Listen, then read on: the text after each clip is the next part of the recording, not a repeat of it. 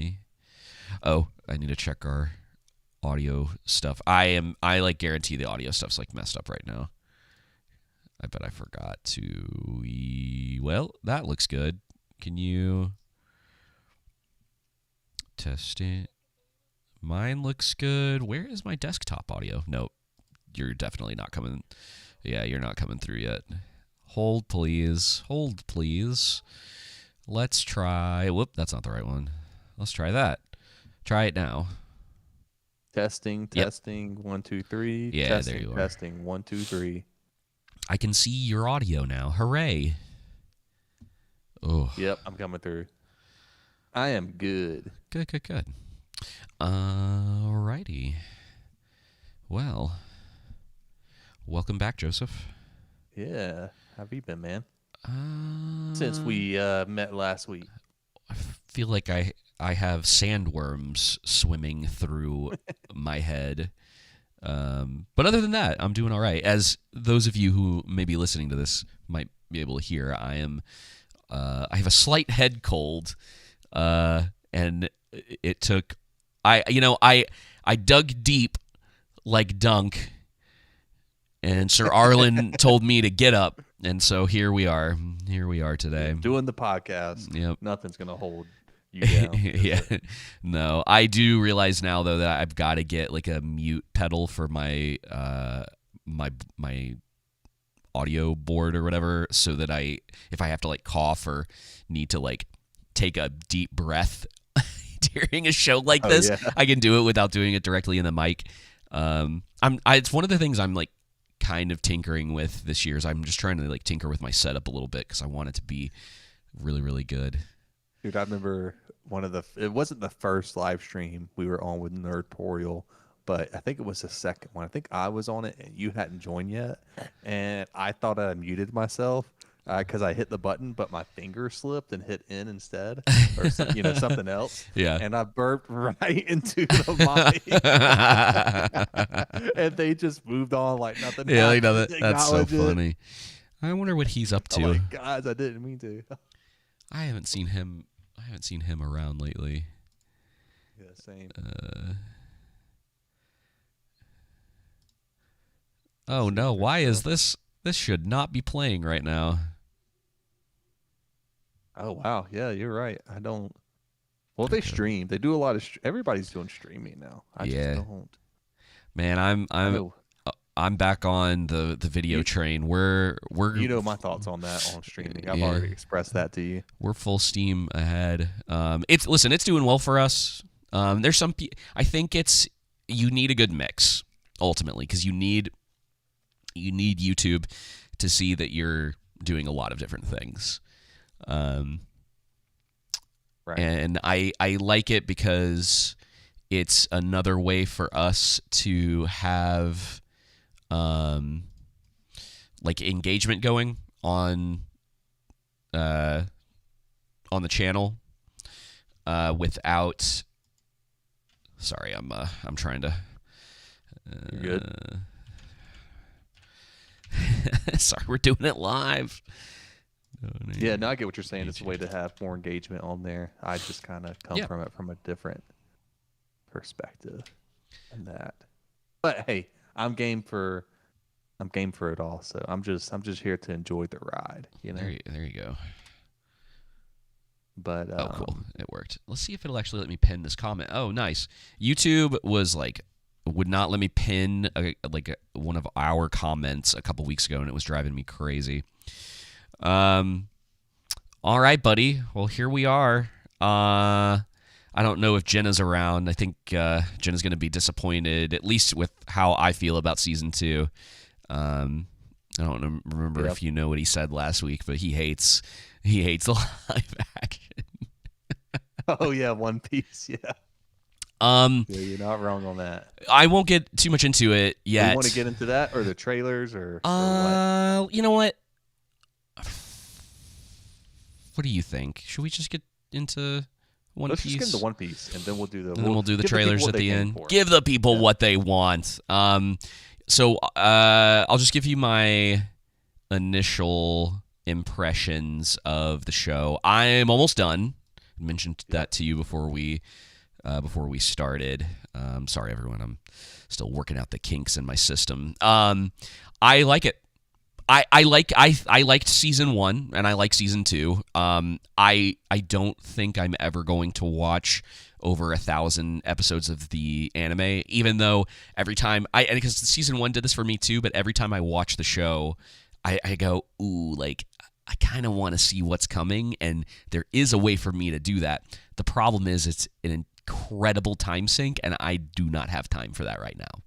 Yeah, it's a huge time commitment, and that's what I've told you. Like I don't have any desire to spend that much time and committing to watch all 22 seasons of One Piece. Technically, like saying, hey, you should start watching The Simpsons, and I'm like, oh gosh, man.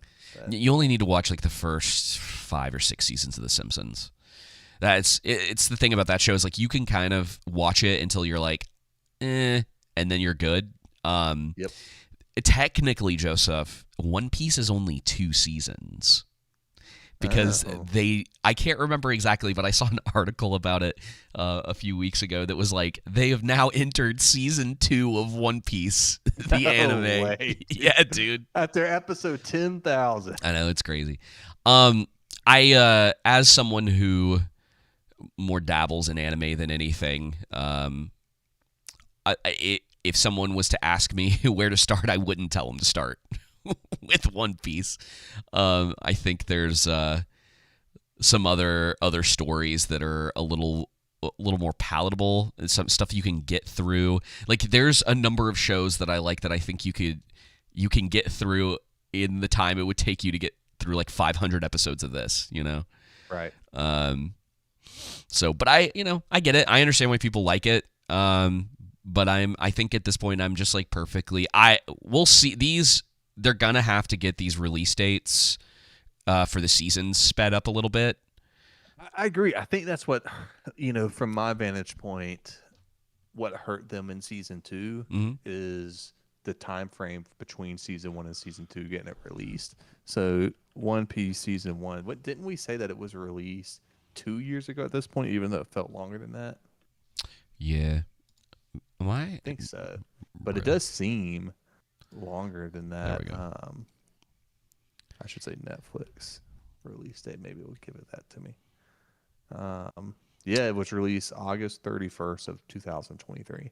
Holy so moly! Almost 2 years. Almost 3 years. Well, almost 2.5, right? It's a really long time, And I think I told you last week on the show I was worried that I wasn't gonna remember like where it left off, and I was like, I don't at this point I don't have time to go back and watch season 1, which now I'm actually thinking about doing. That's funny because my keeper brought it up to me, and I'm like, I don't want to go back and watch a season of a show that's 8 hours long to remember everything. I mean, they had that recap in the beginning, which helped, but that's another time commitment. I don't want to have to go spend 8 hours to get caught up again. Yeah. To go into season 2, you know what I mean? Yeah, exactly. I'm not going to do it. My times, specifically for me, maybe if I was in college or high school, it'd be different again, or a young adult. But like now, my time just is too valuable. Yeah, and I don't have a lot of it. I find myself doing things like that while I'm editing or doing other stuff. Yeah, because it's different. Like if it wasn't like it was a TV show that. I mean, season 1 was great. Enjoyed it. Was really good, but it wasn't a show that I said had a high rewatchability rate for me. Mm-hmm. Yeah, I agree. It's not in that tier with A Knight of the Seven Kingdoms. No, that show's got a couple things going for it too. I mean, it is significantly shorter. It is. It's what, like 3 episodes of this season 1. How about the season 1 of House of the Dragon? Yeah. No, I get that. Yeah, I like it. I am not like in love with it. I don't know what the budget is for the show. It feels like it shows a little bit though, if you know what I mean. You can tell that and we're only going to do the first 4 episodes tonight, just to allow us time to actually be able to talk about the show some. But Chopper is clearly where they spent most of their budget Oh yeah. for this season. And funny enough, I think episode 7 is my favorite one of the season. Chopper. What episode is Chopper? He's 6 and does he show up in 6? Oh, that's Hey, why you haven't gotten that far. that. You'll Okay, see. yeah. Don't worry, I'm not really spoiling any for you. 7, as of right now, is probably my favorite episode. They get a lot into the like human drama and the dynamics between like certain characters. It's really similar to Sanji's episode from season 1, the chef, like his like whole backstory or whatever. They do a lot of like really good stuff in it, and it's where the show I think really hits like the higher points. And you don't get as much of that. I don't know if I like season 2 quite as much as I liked season 1. We'll see. I need to think about it a little bit more. But the show is like at its best when it's really character focused, and also when it's being very like kind of true to itself and very wacky. There's a lot of like wacky characters in this, and I don't know if it fully translates from animation. I think I'd probably fall on the side of like them trying to translate stuff from the anime versus like what is being shown, because this has always been a problem. And it'll lead me to a question that I'm curious about it, how you would feel about this, but there's times that they like try stuff, and then when they're adapting it into the live action, it doesn't like quite work the same, because you're dealing with real people. Like I understand like the world that this is in, but you're still dealing with like actual physical human beings, and there's only so much that they can do with the way they express themselves and move and how quickly they can do things. And the thing that I am curious about is if there should be a bit of a leniency on how certain things like this get adapted. And if maybe, so I would like take, because I think we've talked about this in the past, but like take The Dark Knight and what Nolan was trying to do in grounding that. Now, I'm not saying you need to ground One Piece, because at that point you just have a pirate show. But I don't know if you bring down like a step of some of the more outlandish stuff from the anime. Like say you're going to adapt this, it's going to happen no matter what. I wonder if there's an argument to be made, because I was thinking about this watching it today, if there's an argument to be made to like tone down certain things. Because I think at this point, if you're hardcore into the One Piece anime, you probably don't like the live action. Now that might not be totally true for everyone. I don't want to put everybody into the same like monolith with that, but I do wonder if there's a little bit of room to like mix things up a little bit with that without going too far. Like we always talk about, where it's like you're trying to stay true to the source material, stay true to like the important elements of it, but also maybe like not 100% doing everything, trying like really hard to do everything the way that the anime does it. Because I think in live action sometimes that does you more of a disservice than it does a service. But I don't know. No, I can agree with you. I think, I kind of, one of the aspects I like about One Piece is how over the top, whimsical, and cheesy, right, to be expected that it is. And it's kind of like as similar to me as RRR. Do you remember it? Vaguely, yeah.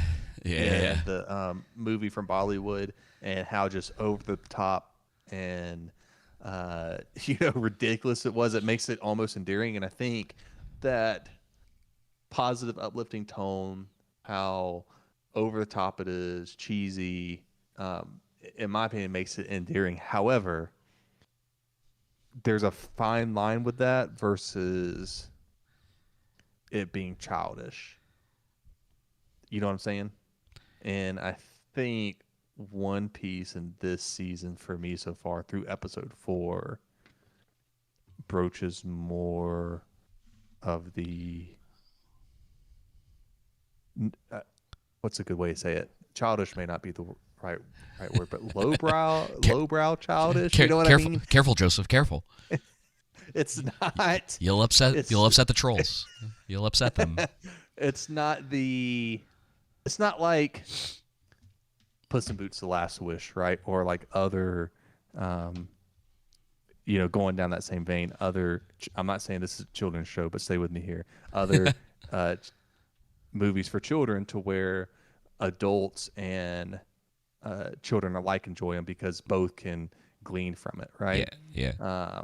And so with One Piece, I enjoy season 2. I think season 1's better so far. Again, I'm not finished with season 2, and I don't know if it's the time frame and the fact that I'm not going to go back and watch season 1 because I'm not going to go watch another 8 hours of a show that I really enjoyed it. But yeah, I don't know what it is. I'm trying to put my finger on it, but it's not hitting the mark of season 1 for me. Yeah, I get it.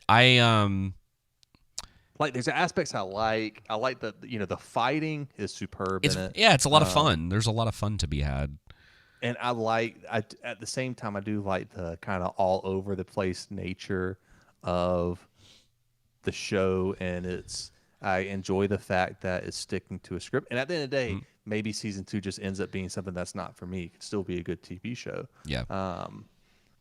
But the seasons I've noticed, at least from online chatter, is a little more mixed. Some people love it, and a lot of people don't. Yeah. And I definitely don't know. I'm mixed on it.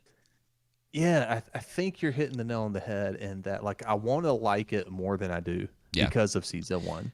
Yeah. And so I'm mixed with it just through episode 4 so far because some of it's coming across really well, other parts of it's coming across very immature and childlike. Okay. For me. But maybe I'm wrong. Yeah, I don't know. I don't really get I don't know. that. The booger flicking, I'm like... Oh, yeah. Okay, yeah. So that's the stuff that I was talking about where I wonder if some of that just doesn't quite translate well, Yeah, because there was nothing, I think, to that level in the first season. No, it wasn't. And that's where I'm kind of like... fair enough. Yeah. Yeah. It's I don't know. I am not 100%. I don't know. I'm neutral about it, but I think I agree. I think the season's a little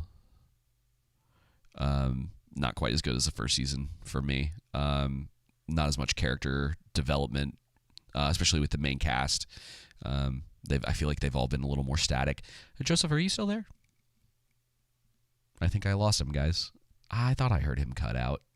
Well, it's a one-man show, so let's talk about it. Let's see. I haven't had to do this in a while. I have lost him. I am going to message him. Oh, hello? Are you back? Did I lose you? Hello? My computer crashed. Sorry. Oh no. I got to get my... I just heard Yeah, I'm going to have to replace my motherboard. I know that's the issue. But anyway, if it crashes again, it will take me roughly the same time to get back on, but I'll be back on. But that's kind of where I'm at it's just like the booger flicking for a bomb. There's certain things I'm asked for. So I'm like, could we not have changed this to make this more highbrow? What's interesting about it is that I think they focused on that too much. I think you for something like this, you use it for a punchline, but he also used his blood. He uses his breath. Oh, you haven't gotten that far, right? Yeah, no, you haven't gotten that far. Sorry, I've gotten the part with spoilers. His blood. I may have gotten to the part with his breath. Well, that's a little ways into it. I was trying to remember episode 4 and 3 if maybe he used his breath in there. I know in 2 he used, or maybe it was 3, they focus on the booger flicking, and he gets they do make fun of him for it, which I think ultimately comes down to That's not like that's a probably more of an adaptation trying to be faithful to the source material. But I wonder if in that case it should have been like, well, maybe we need to tone that down just a tiny bit. But they're going like, Yeah. it feels like with this season they are kind of going the opposite direction. Hey, what do you mean by opposite direction? Just with the over the top nature of like even Luffy feels More screaming and stuff. he's It's just like he's screaming. I still, for the very most part, Japanese acting. That's the way to, you know what I'm talking about, to where they're very yeah, dramatic in their expressions. And it's not. And the problem is I don't know if it works like all the time. Like the things that I always liked about Luffy, and the thing, this is kind of typical for this kind of anime, that you always have like the character who's sort of your North Star. And they do a really Right. good job in this season. Nami talks about it a couple of times with one of the new characters, that she can't really put it into words, but just like watch him and you'll see. And that's what I keep saying is like the character moments with everyone I still really love.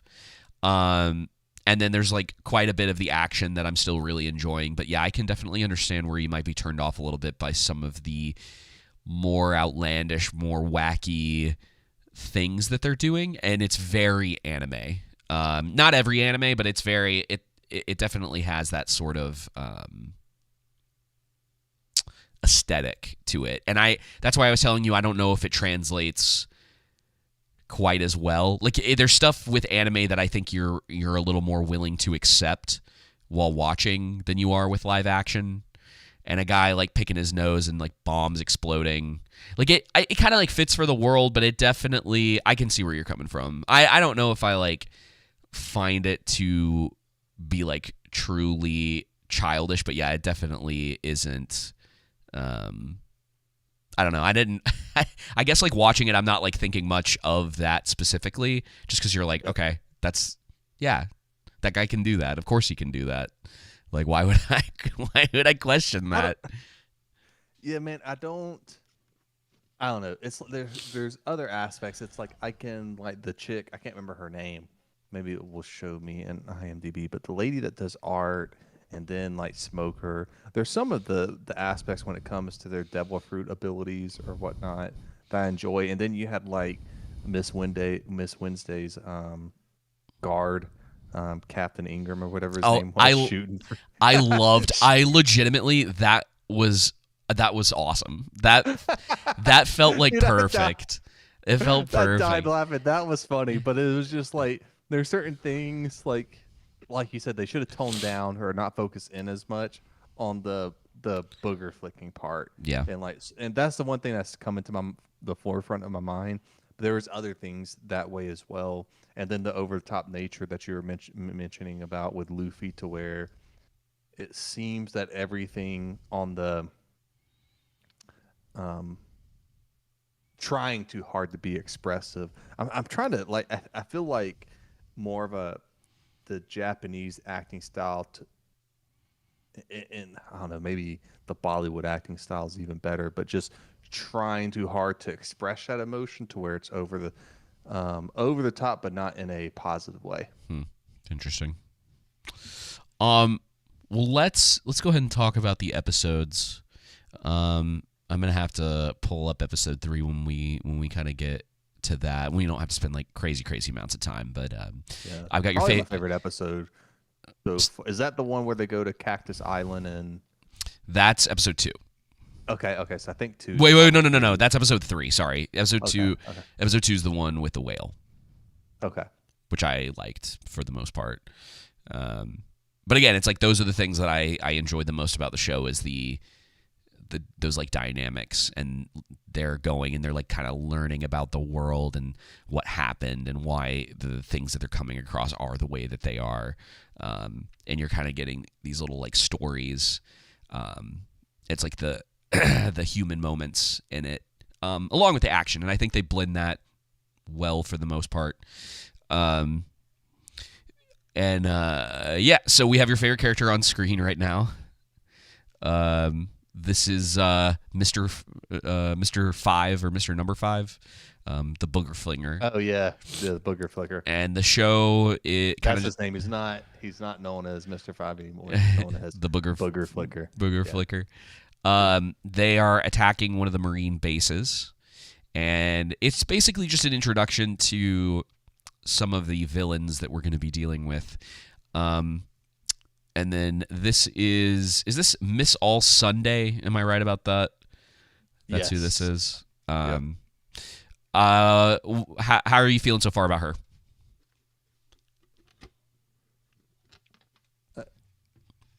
Through episode 4, she's a bit of an enigma, and she, her and Mr. Zero strike me as they're going to be the hardest villains this year or this season to overcome. Oh, I have bad news for you. They're holding them off. I don't even know if you've met. I haven't met Zero yet. You kind of do in episode 4, through the. They're showing parts of his face, but not the full thing. But you kind of piece it together. I think the thing that this show might end up struggling the most with, and this is kind of, I'm trying to think if this is typically a problem. There's a lot of characters in this, and they're introducing them but I don't know how it's going to translate season to season. So, Miss All Sunday, Mr. Zero. There's a couple other characters I think that we saw briefly. I think he's called the Dragon, who we'll get to in a little bit. He's introduced in episode 2, and then he's kind of talked about in pieces through the season. I'll bring him up again when we get to episode 2. Oh yeah, you know what I'm talking about. The guy at before they sail to the Grand Line. Yeah. At the gold dude's execution. Or is that episode 1? He shows up later in this episode? I think I'm getting my episodes mixed up. I think it's episode 2. Maybe it is. No, it's this one. No, it's episode 2. No, because Smoker shows up in this episode, right? Yes. Yes. In the first episode. Yeah, it's this. Shows up. It's this episode. He shows up at the end of it for 30 seconds. But what it looks like they're doing is they're showing you a lot of these villains, and this is pretty typical of the way that anime, specifically shonen, which is this genre of it. It's you get introduced to a lot of characters, and then your main group of people, whether together or separate, will run into these characters throughout the course of an arc, or multiple arcs, depending on what we're talking about, and they'll have to fight them, essentially. So you'll get someone like Miss All Sunday, and she may not be your quote-unquote final boss until later in another series. Okay. So they pull the rug out from underneath you? No, I don't think so. I think that it might be a translating it problem more than anything. Because think about it like Thanos, and the way that they introduce Thanos, and they give you and obviously Miss All Sunday's in this season a little bit more, but One Piece isn't my it's not my bread and butter when it comes to that stuff. There's other shows, and they don't all do this, but it is a writing style that is used a lot, where they will sort of set up the bad guys, and it's almost like you're going through levels, right?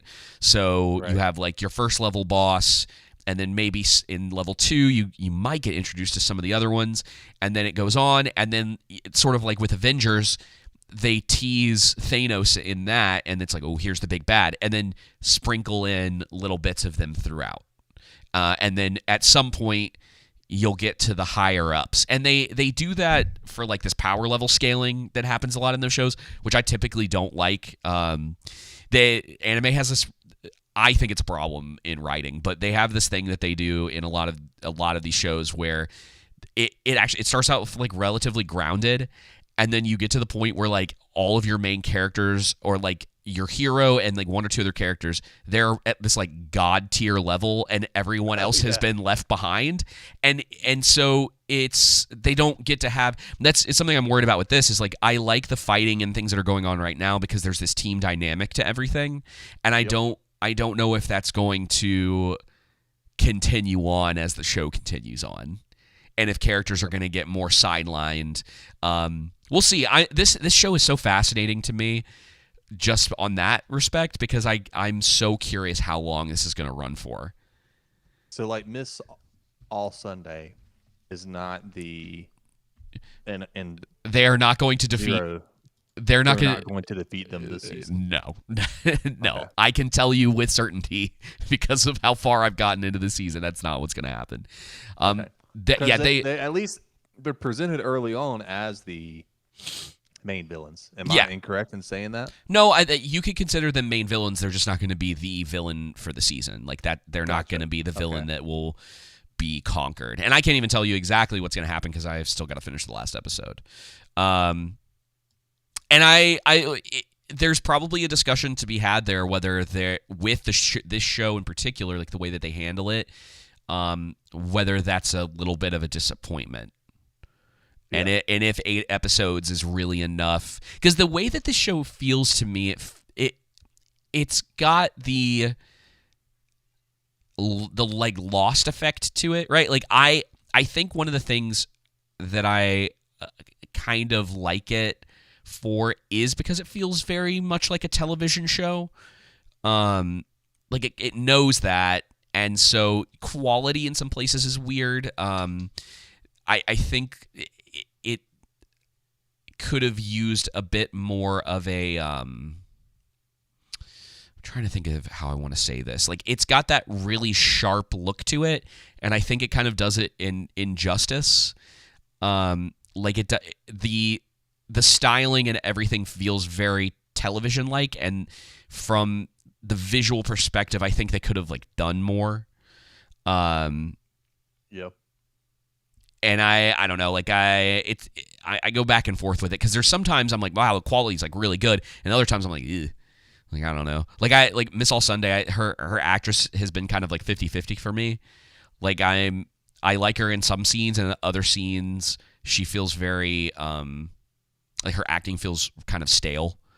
Like it's just very she's going for like a specific kind of like attitude and this like mystery, but there's some danger there, and I don't always get that from the acting.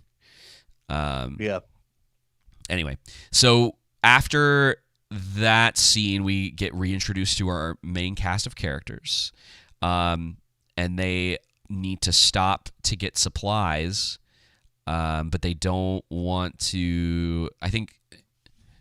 Hang on, Usopp doesn't want to stop, I believe, and the rest of them, Nami wants to go shopping for new clothes.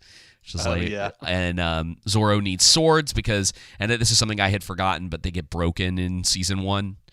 And Luffy, of course, he wants to eat, and Sanji wants to go get more food for the crew. So there's enough reason for them to stop, but the thing that they're having to be careful of is that this is the place where I believe his name is Gold Roger was executed, and what caused everyone to begin the hunt for the One Piece. I think they call it like the Age of Pirates or something along those lines.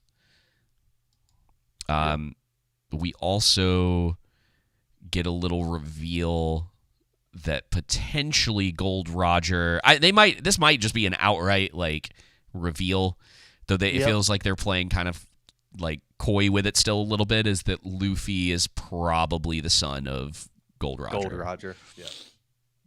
Yeah. Which makes directly told. Which makes sense. I don't know if anyone was going like, I wish they had held off on something like that. And Luffy's grandfather, which I guess he was in season 1 again. It's been a minute. It's 2.5 years since the last season came out. He's in a little bit of the season, but this is kind of what I was telling you is like it feels like this season there needed to be more episodes. Like this needed to be twice as long to cover more stuff. Yeah, because I mean, but I think that's the thing about it for me is like 8 hours is a long time though. Yeah, but it's like we've talked about before. It's like shows used to do 24 episodes a season. Yeah, but were they? And you can remind me. Were they hour-long 24 episodes? Heroes, Okay. Lost, like a lot of your primetime television back then. Yeah, they were 45 to 50 minutes, which is basically what this is. Yeah. And I think That's a long yeah, time. but I think Netflix is doing themselves a disservice by dropping this all at the same time because you and I are going to talk about it this week.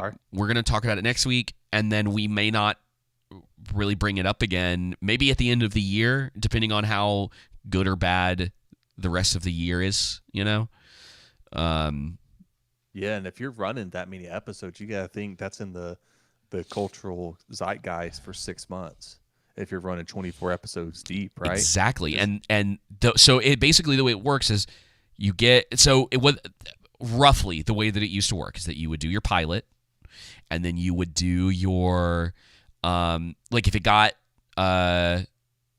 sometimes if it got greenlit, sometimes you would do a shorter season. So like if, and Parks and Rec's a little bit different because it's in The Office because they're 30-minute episodes, but season one of both of those seasons, they're shorter seasons. Right. So you get that season, and then it might get greenlit for following seasons. Now, Lost is a different like animal, I think, because like episode 1 really like landed well, and so they got a full season, and it actually tapers off. It gets less episodes as the seasons go on, but that was more because of the writer strike than it was because of the show itself. Because I mean, man, when that show was in its prime, like the first like 3 or 4 seasons, that was what everybody was talking about, and that's one of the things that's missing from television these days is you don't have those water cooler moments as much. I from personal experience, like I'll occasionally talk to people at work about this stuff, and I'm always kind of curious, and they're like, "Oh yeah, you gonna watch that? Yeah, I like season 1," and that's kind of like it. You're not talking about, hey, have you watched the most recent episode yet?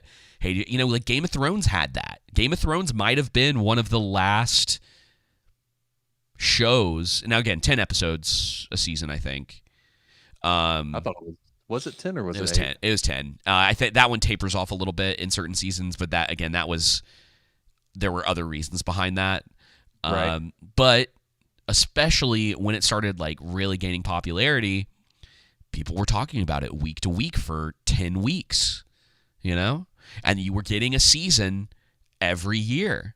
So there was like that was like borderline a sweet spot, and I think we're just at the point now where like and it's the content problem where everyone's trying to shell out as much content as possible. So they're dropping 8 episodes of this, and then Netflix will drop out another show with like 10 episodes the next week or 2 weeks later. And then and they're doing that because they're just trying to put as much, like keep people subscribed as long as possible onto their platform and have as much material there rather than spacing things out and letting shows breathe and I think ultimately it's doing more harm to them than good. I don't think at this point it's a good strategy to drop every episode at the same time.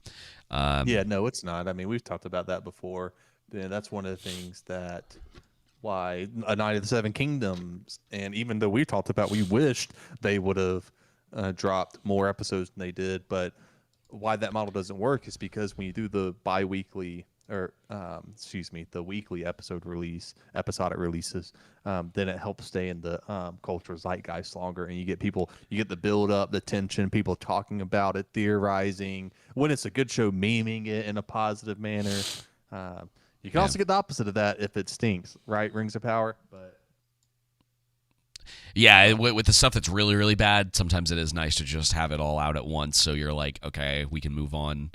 Though Rings of Power some of those might be the exception if they do well for us, but that's more of like a selfish reason because I want the content for like multiple weeks and people talking about it for that long more than I actually care to watch it week to week. It goes back and forth because if it's week to week, then I'm only suffering a tiny little bit every week for a few weeks rather than having to sit down and be like, oh my gosh, like.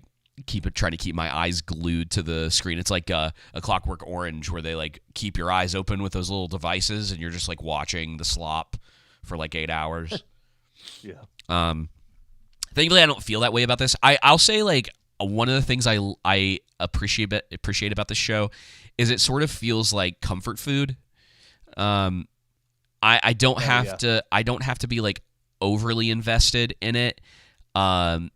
And I can kind of just like curl up and watch it, and it's not like my emotions aren't like swinging all over the place all the time. It's just like kind of like it's like this fun adventure show, and I honestly like I want more of that. Like I miss there were now, to be fair, I don't remember how long those were, so you forgive me, but like Hercules and Xena, there were all of these like sort of television shows that were doing similar things to this, where it's like every episode was like either monster of the week or just like they were contained stories, and then every once in a while maybe they do one, like 2 episodes, 3 episodes that were all combined together. There was like a little arc within the season, and then move on to the next thing. And One Piece the show at least feels a lot like that.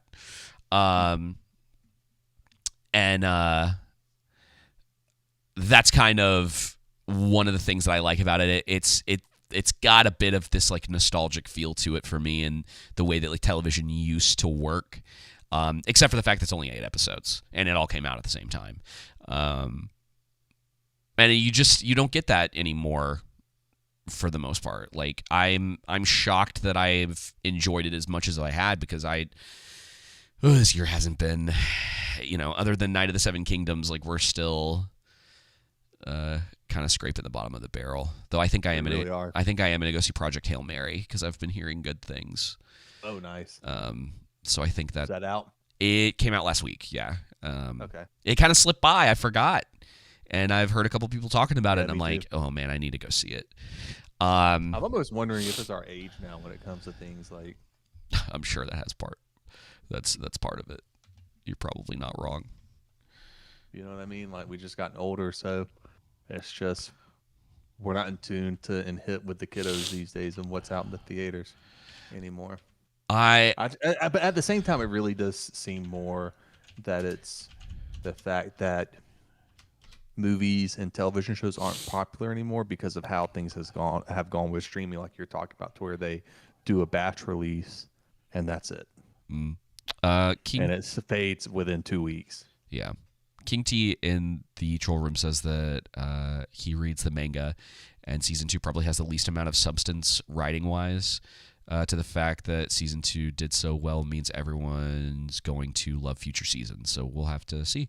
It's possible, man. It's very possible that this is just like we can call it a low point. Like those terms are so weird for me now because of where we're at in like the timeline of television shows, where something like this might not be as great 10 years ago or like, in the past. But we just don't, it's like we're scraping to find good stuff. You know what I mean? Yep. And so it just has more of a chance right now. It's like you just have to, it's crazy to me that you just have to have like something pretty competent for people to praise it at this point. Yep. Yeah. I mean, this is a fine season so far. Yeah. I'm not like I'm not in love with it. I like it, Yeah. That's exactly where I'm at. If you had to rate it like so far, maybe like a 6. Well, yeah, I was gonna say like season 1's probably like an 8. 7. Yeah. Yep. Season 1's probably about an 8 for me. And for those of you who aren't don't know very often, 6 is not bad for us. 5 is what I consider average. So yes. 6, 7, you're getting into a better spot. And I think the second half of the season is better. So episode That's good, 4, at least. episode 4 through 8, it is where I feel like the show really starts to pick up. Obviously, we'll talk about 5, 6, 7, and 8 next week. Because like you get introduced to Chopper, and I like Chopper as a character, and that's the character you're getting to see like the beginning of their arc for.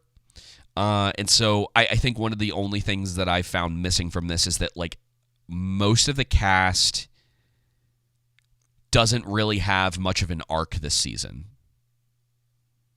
And I don't know if that's something that when they get to next season, that's going to like change some. It feels like we're in the middle of this season is introducing, like I was saying before, it's introducing a lot of our antagonists, and it's setting up a bit of a bigger picture for the world, and we're doing a little bit less with like the character stuff. And I feel like that is kind of missing.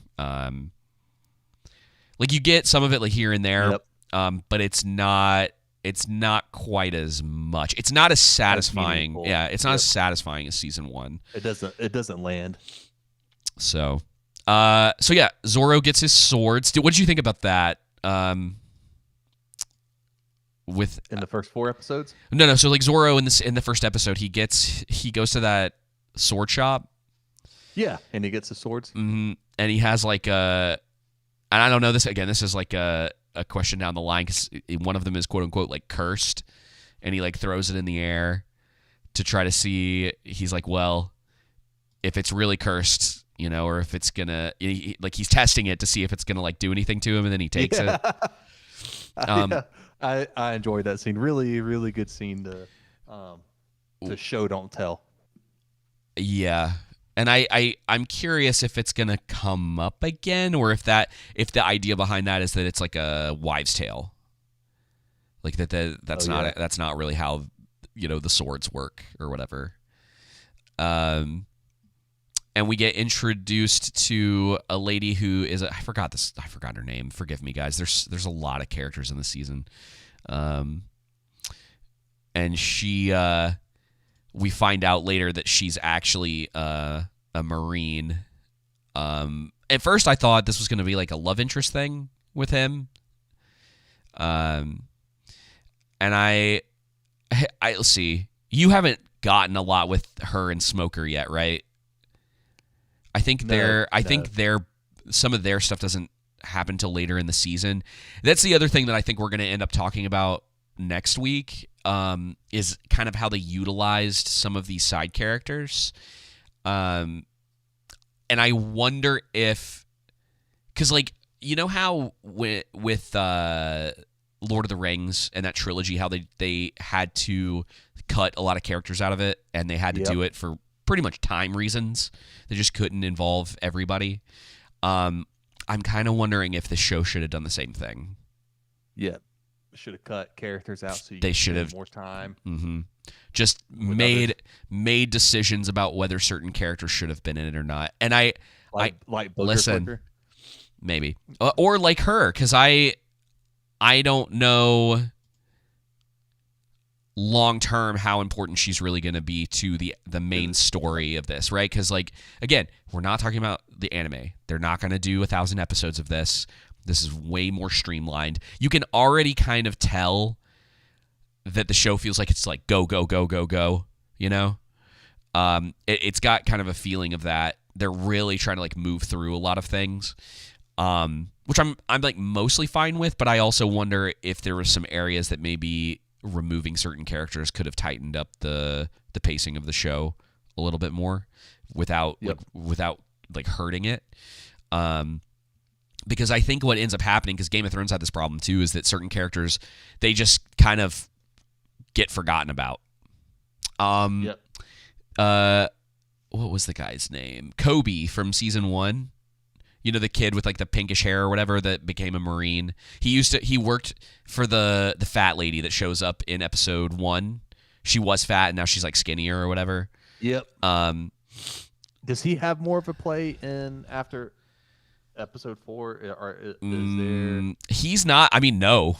I'm trying to even remember. That's kind of the point. Like you really brought up a good point. It's like all these characters they introduced, and if I remember correctly, Kobe being one of the characters that we enjoyed from season 1. Mm-hmm. So far through season 4, through episode 4 of season 2, there's not much with him, and so He's not in to it your point, unless he shows up at the end of episode 8. The last time you see him is in like 3, maybe 2 or 3. dang, that's weird. So they're introducing a lot of characters and like moving forward, and that's what I'm saying is like I do wonder if the show's going to suffer from we just kind of drop that character's plot line, and like maybe they'll show up, like they'll disappear for a couple seasons and then randomly show up again. I think you're right. The character that Zorro meets, that's the Marine is his Smoker. That's his name, right? Mm-hmm. Yeah, she works for Smoker. Yep. Yeah, I don't see if I can find. I don't think when we get to the end of that storyline, or maybe not the end, but like see more to it, that it's going to be that impactful and meaningful. Yeah. I have. I'm trying to think if there's any other characters. Maybe they should have toned down, like it works. Cut some of the Baroque works characters down as well. It's possible. It works in some instances, like bringing back. I think his name's Buggy the clown. He's in one episode. He gets beat in the episode, and you move on. Totally fine with that. Having like small reoccurring stuff for people, and even that to some degree is fine. So like if you're just going to bring Covey back for like a one-off episode here and there, I think you can totally get away with that, and you can make it work. I think the show is really going to have to make some decisions moving forward, what they're going to focus on and how important certain things are. Yep.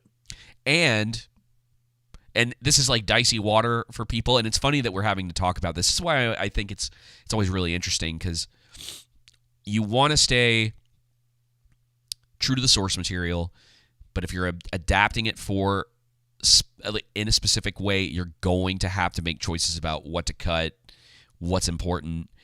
If there's something important and it's a character that you cut, how do you make it work for your version? You know, that's just the way that it kind of rolls. The live action exists. It's doing pretty well. They've already greenlit season 3. Netflix seems to be pretty happy with it. So the question moving forward, because the show's going to continue, and what they have to figure out is like, how do we make this work with what we're trying to do and still try to stay as like respectful as possible to the source material. And I know a lot of people are like pretty upset about like their race swaps, and I get it. But it's here. Like they're not about to like change Usopp in the middle of season 3. I mean, because technically, I guess they should all be Asian if they were trying to stick close to that. But it is what it is. Like I don't. It doesn't seem to really be affecting the story outright. So it's not kind of like the House of the Dragon thing where it sort of gets rid of the mystery of who the like parentage is for characters, you know, with the like Corlys and his family. Oh yeah, because obviously Rhaenyra's kids aren't like. Yeah, it plays a bit more of a And then you ask questions like, well, then what happened between then and Game of Thrones that led to the just got these people no longer being here. Mm-hmm. It's a bit strange. But I mean, we've said that before when it comes to this. And again, I'm not familiar with One Piece at all, but when it comes to race swapping, gender swapping, whatnot, like if you want to, it's basically just trying to adapt it to the LA area code. That's what it really is. Yeah. It's not even so much about caring about what they claim they do care They about. don't care. They do not care. They don't. Not at all. Because if they did, they would try to adopt fantasy shows, for example, fantasy books, fantasy works from Africa, from Asia, from South America, and from the Middle East, so on and so forth, to where you can hit those check boxes naturally without having to focus on that. So if they really care, they would do that. Really what it's about is getting a known IP, utilizing the known IP because it has a built-in fan base, and you don't have to do the hard work, and just give is Usopp from Africa? Okay. Apparently secondhand characters to thank you, King. Give these people secondhand characters. Yeah. King was saying that Oda, who wrote the manga, I guess Zoro's the only one that's Asian. Is Luffy supposed to be Latino? I don't know a better way to, because the actor he's Hispanic, right? David, I need you to apologize. It's Latinx. No, I know, no, too far. Too far. You remember that? Yeah. Oh, dude. Yeah. 2020 and 21. Oh, Luffy. Were wild, dude. Years. Luffy's supposed to be Brazilian. Oh, that's cool. Okay. Okay, I could kind of see that. They all kind of look the same to me in the anime. It's just. I think you're fine with saying Latino, Hispanic. Yeah. You know. They all call us gringos. It's fine. I love my Brazilian folks. Cool. That's it. Yeah. Okay. What were we talking about? I completely forgot. Race swapping and gender swapping, and I was just saying that we were just saying how they don't really care because if they did, they would adapt. Listen, if there's an argument to be made there for why they're doing it, make the argument and let us see if we agree. Yeah, it's as simple as that. Because in my mind, it's like when you're adapting something, like I think it's dumb. I do. Like, am I saying generally speaking? Am I saying every single time? Maybe not. Just depending. But I think like we're always going to lean to be. I mean, look at A Night of the Seven Kingdoms. It was really successful because as I understand it, from people who know the books really well, it was one of the most faithful adaptations. In fact, technically Mexican, who knows the books, said that it was more faithful to the books than Lord of the Rings was. Yeah. Or than Peter Jackson's Lord of the Rings were to Tolkien. And so that just goes to show generally speaking, the more faithful you are to the source material, the better it will be received as a whole. Now, again, if your guy happens to be flicking booger bombs, probably change that. Netflix made a podcast where Oda answered questions from the actors of the live action. If you guys have any free time, you should watch it. Yeah, I'll check it out. More material. Ugh. Sweet. Let's move to. Hang on. We may. Do you want to talk about the trailers, or do you want to leave that? That's fine. We can talk about it later. I'm trying to think. So yeah, at the end of episode 1 is when you get introduced to Dragon, who again, it's just that's going to be I mean, King would know better than I would, but like that, for the way that they're setting that up, is that'll be like more of a long-term mystery. Like they're going to have certain characters like him and Mr. Zero that they're going to sprinkle in throughout the seasons until they become more relevant to the story.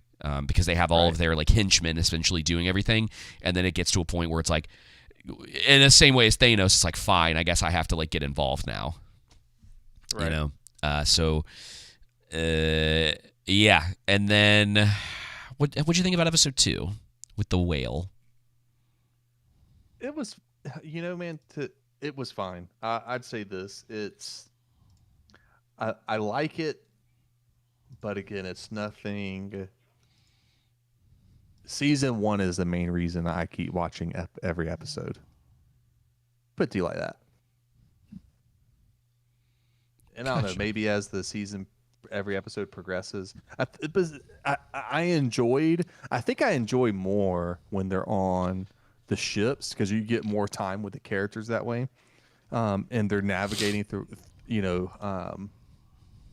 navigating, trying to avoid these obstacles, but at the same time, a bit of characterization is going on. I liked the whale episode in episode 2 because, again, you get more characterization. Everything kind of comes to a halt.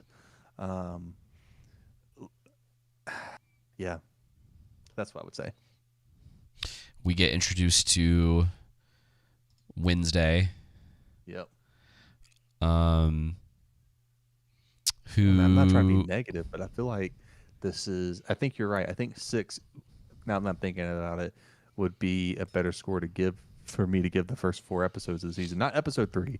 Episode 3 is really good, but I'm just walking away so far a bit disappointed because when you're going from an 8 from season 1 down to 6, that's a pretty, to me, sizable dip down. Yeah. It is, I think. Now again, there's 4 more episodes I have to go through, so don't come at me too hard. Yeah, and I need to finish the season. I need to think about it a little bit more. I mean, I think I could. I like the Chopper stuff quite a bit, and I think it's probably David's negative attitude that's bringing me. Oh, boo! You know you're allowed to say whatever you want to.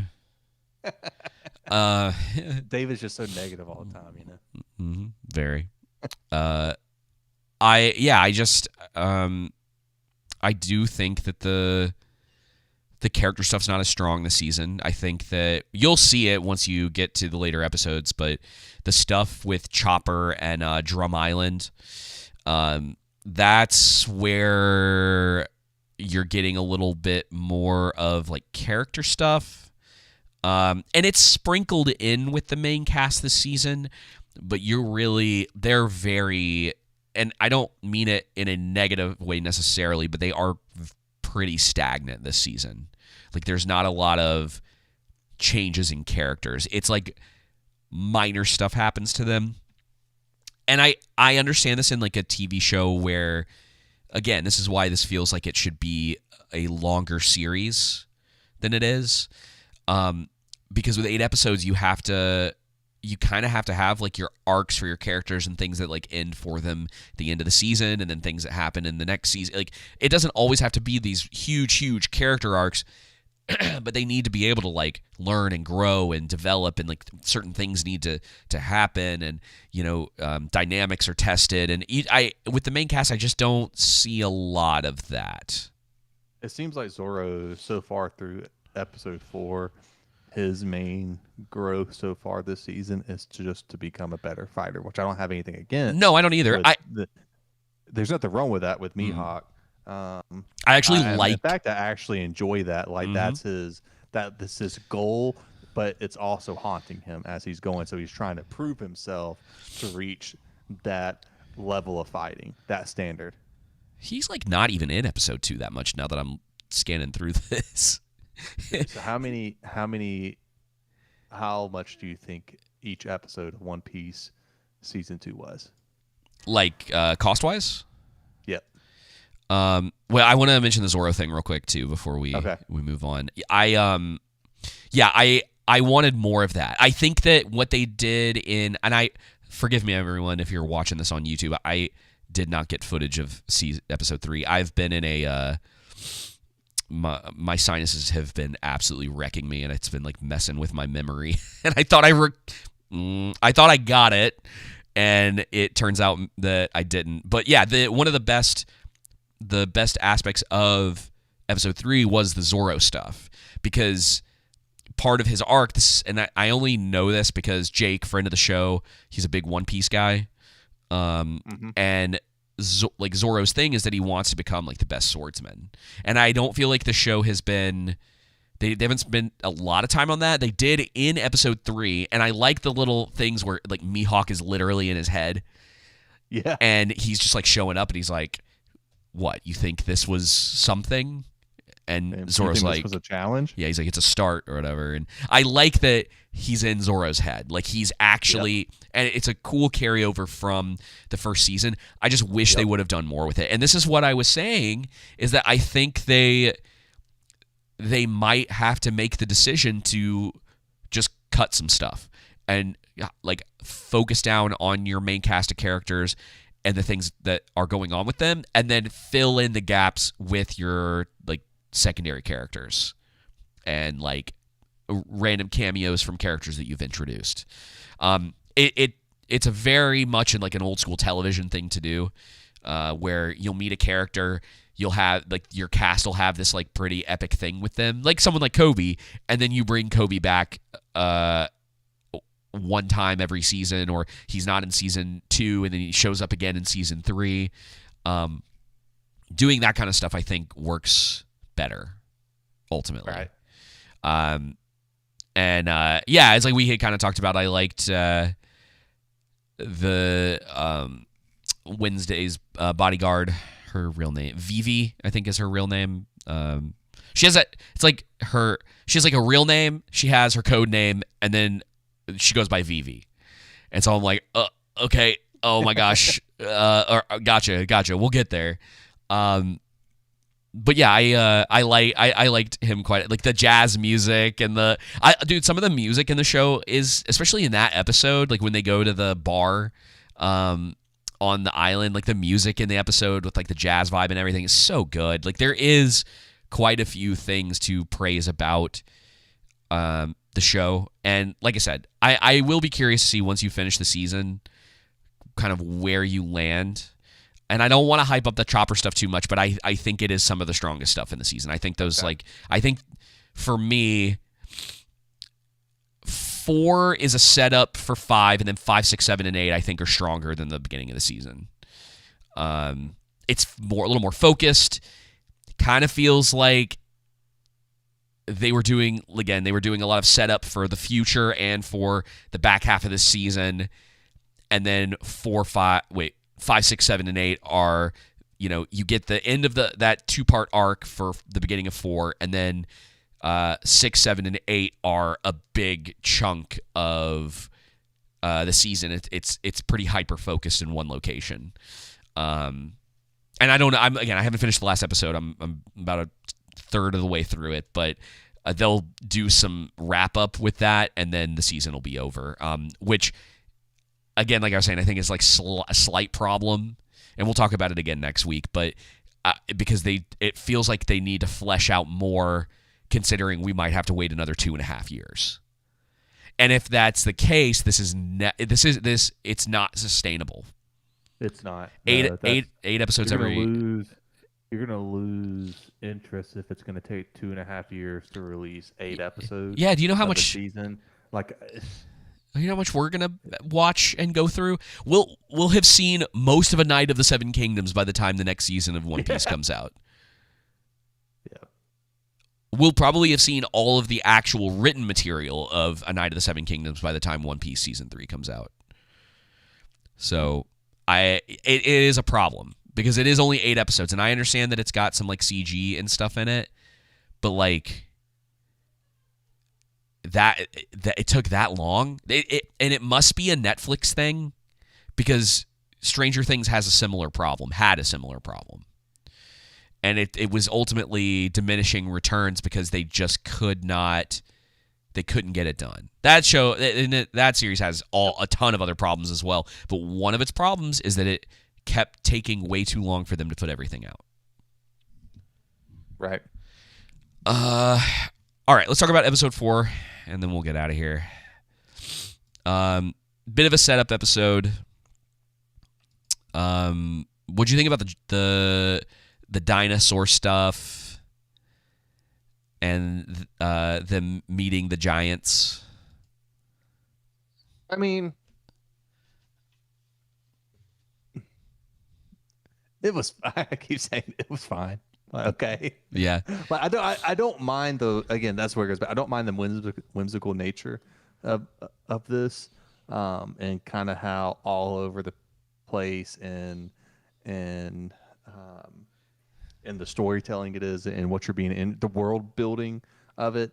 But I think it's just not. I don't know what it is. It's just not landing the same as season 1. I think you just hit the nail on the head earlier when we were discussing it. That there's some things that they just didn't adapt well.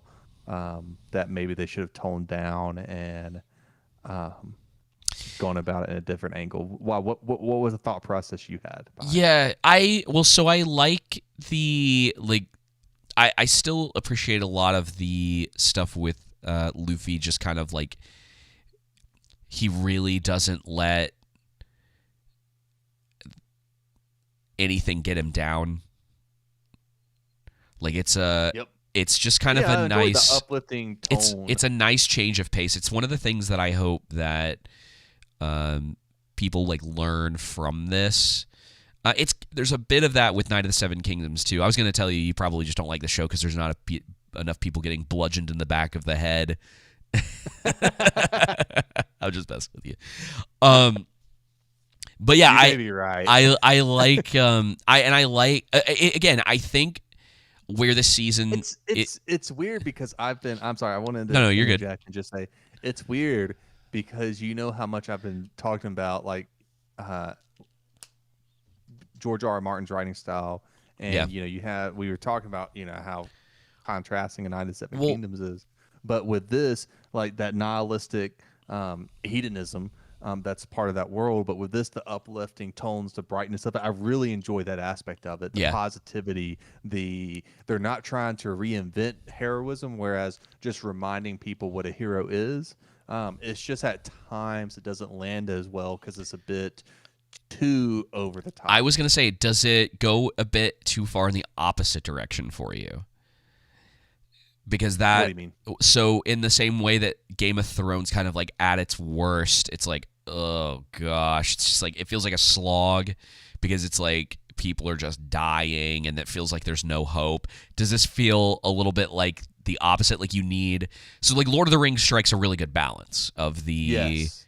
hopeful yet danger, and then and I wonder if and Luffy being kind of one dimensional versus certain like take like Aragorn or Frodo or Sam, even like Dunk and Egg and like Lionel Baratheon from Night of the Seven Kingdoms. They're complex characters. They're like Right. Lionel Baratheon. Okay, take Lionel. I think is a really he's probably my favorite character from that season. He's a bit whimsical. He's dangerous, and he has an agenda.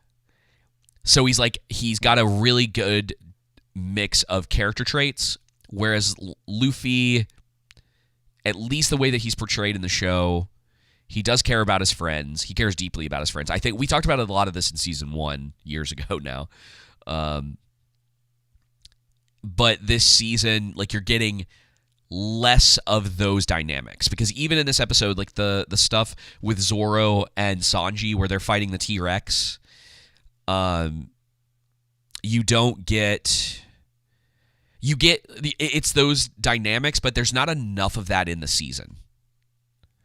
There's not enough of the cast like interacting, having those moments. Like Vivi and Luffy, I liked the scene where they're riding on the dinosaur because it's not as much as I would have liked, but it's a moment where the show kind of like stops and Luffy gets to kind of show the type of person that he is, and Vivi is beginning to realize like there's something a little bit different about this guy. And I think I'm fine with it because like Luffy is he's got some similarities to Dunk. Like there's like the same. It's like opposite sides of the same coin.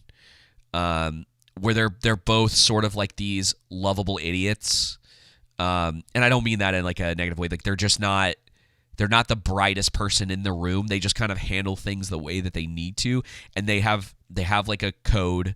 They have a set of morals, and they try their hardest to live by that.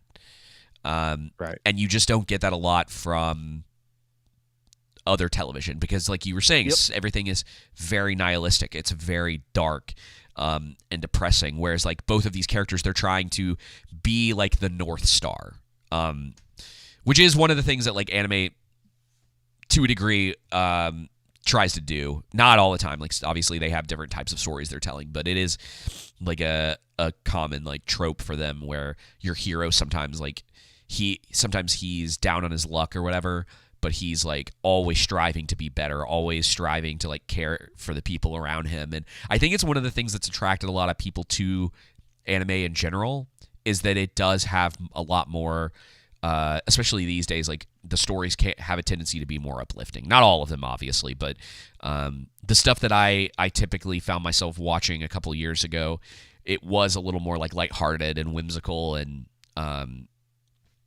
it could have like dark undertones because like One Piece definitely has some dark undertones to it, but a lot of it is just like elevated above that, and it's trying to have fun.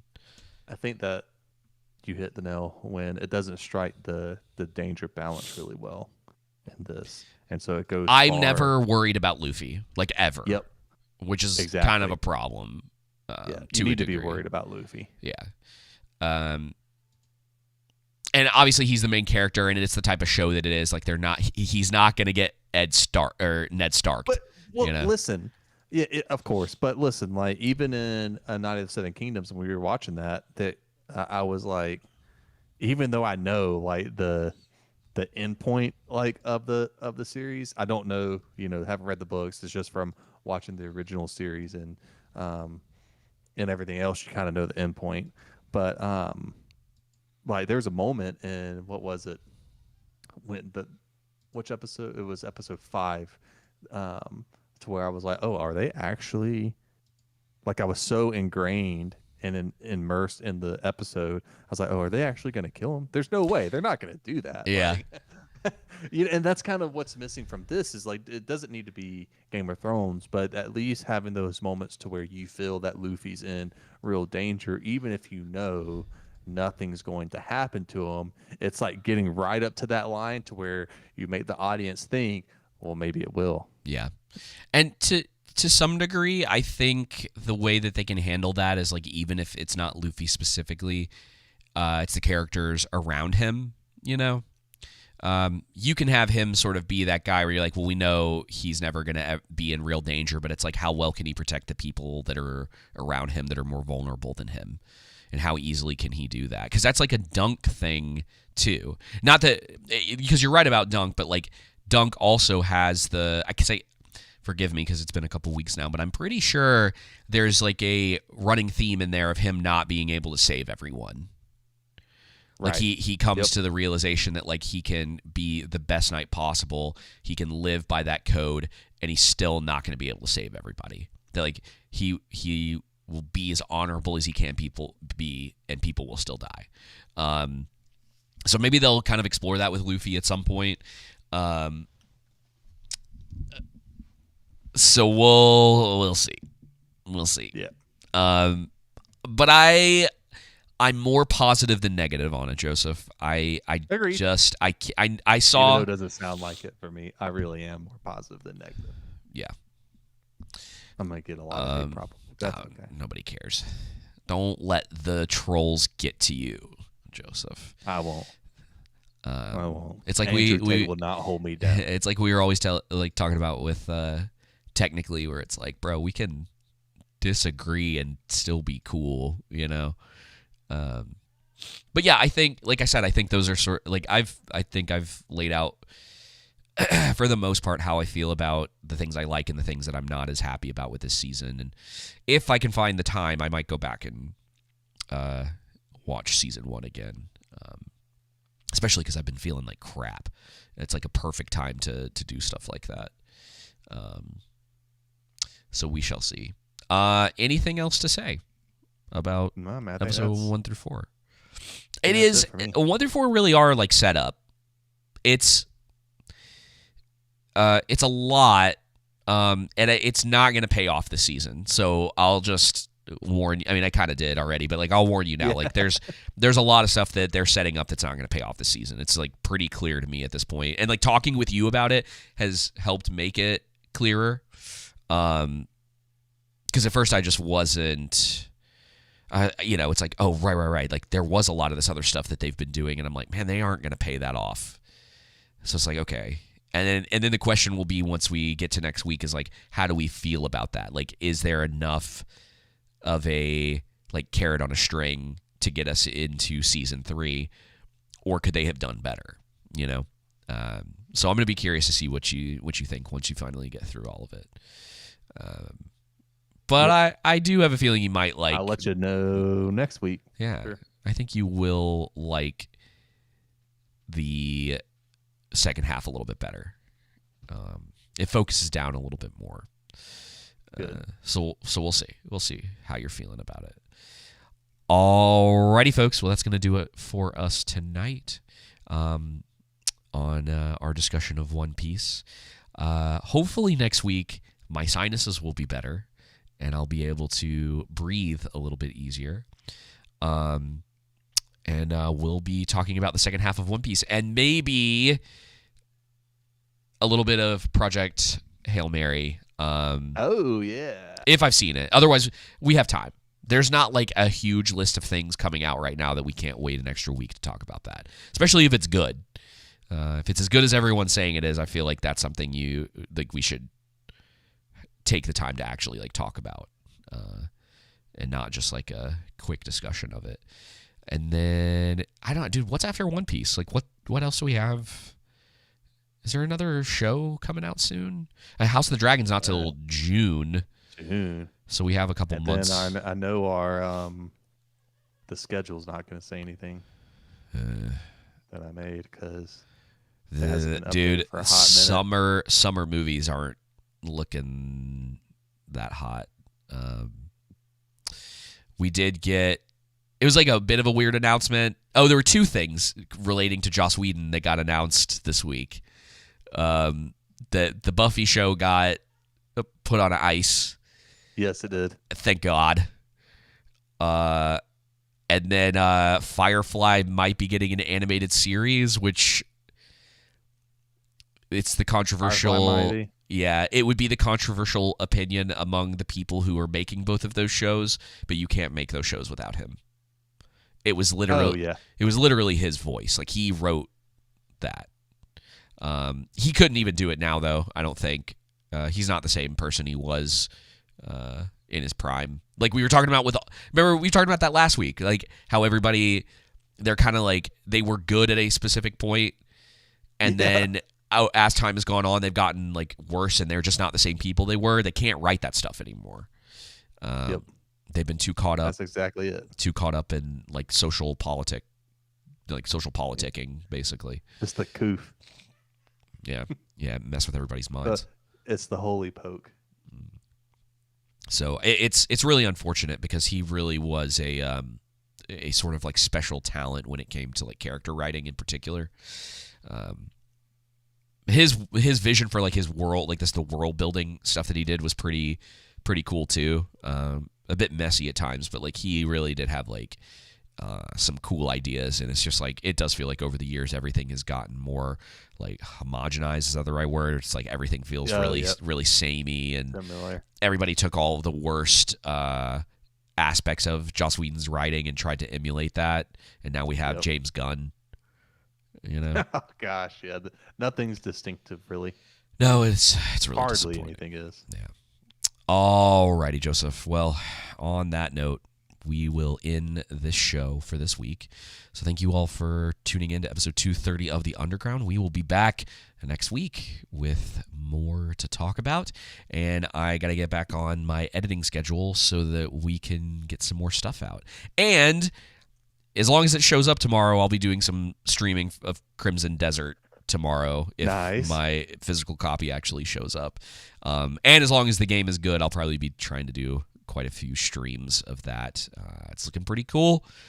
The game looks too good to be true, but it might actually be as fun and possibly have some really cool mechanics. And yeah, we'll see. This is, dude, legitimately, this game is either going to be the next Skyrim or it's going to be terrible. Yeah. I don't really think there's an in-between with it. There may not be. But I'll let you know. You'll probably be. I've got a couple people because I've been talking to some people about it, and I'm like, man, I need this to be good. Like, I really, really want this to be good. I think everybody needs a few wins and needs some stuff to celebrate this year, especially after 2025. Okay, so for the third time, until next time, y'all take it easy.